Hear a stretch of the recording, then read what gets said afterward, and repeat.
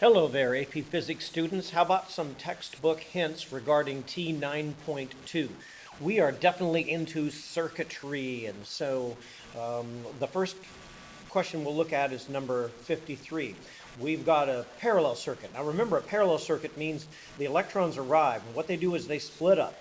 And as you've heard, and as we talked about in class, the electrons take the path of least resistance, which means fewer of them will go this way, more of them will go this way, but they lose the same amount of energy whichever way they go.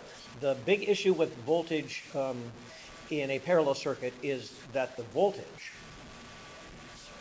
is the same across either resistor. So the loss of energy, which is the voltage, is the same whether the electrons go this way or this way.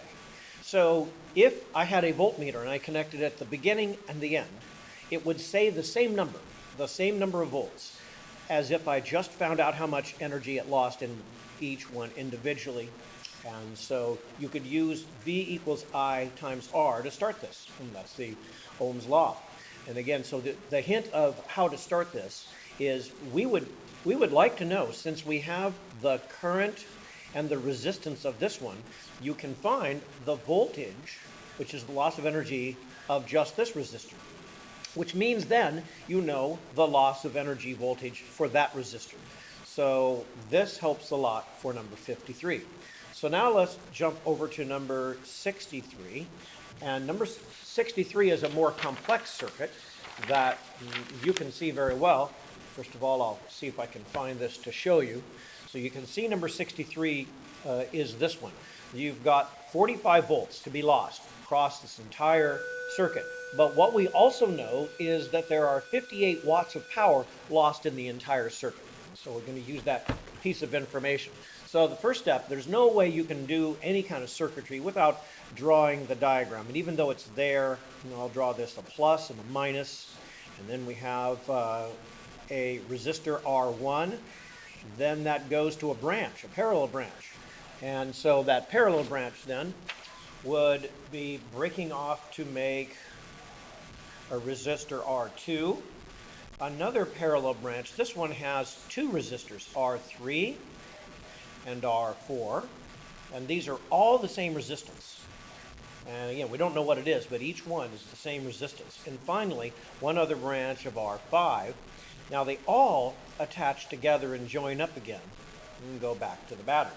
So that's what we have for that one. Now, just a couple of hints to get started. Remember, every single one of these, we're going to use Ohm's law. It's going to be used sometime or another. But remember, if you ever know all of the information except one piece of information, solve for the other one. For instance, for the whole circuit, we know the power, which is 58 watts. Okay, for the whole circuit, we know the voltage, and that's 45 volts. There's no reason we can't find the current of the whole circuit that way. So that's the start. I would start by finding the current going through the entire circuit. Now, of course, the current, all of it goes through R1, but then it breaks up into all these individual pieces, but all the resistors are the same. So one final little hint is I would like to find out what's going on in all of these circuits here. Now, to add these two resistors, they're just in series, so that's just 2 times R. But if you ask, what's the resistance of this big parallel branch, then you will use 1 over RT, 1 over the total resistance for the parallel branch, is equal to 1 over R for this one, plus 1 over 2R for this one, plus 1 over R for the final one.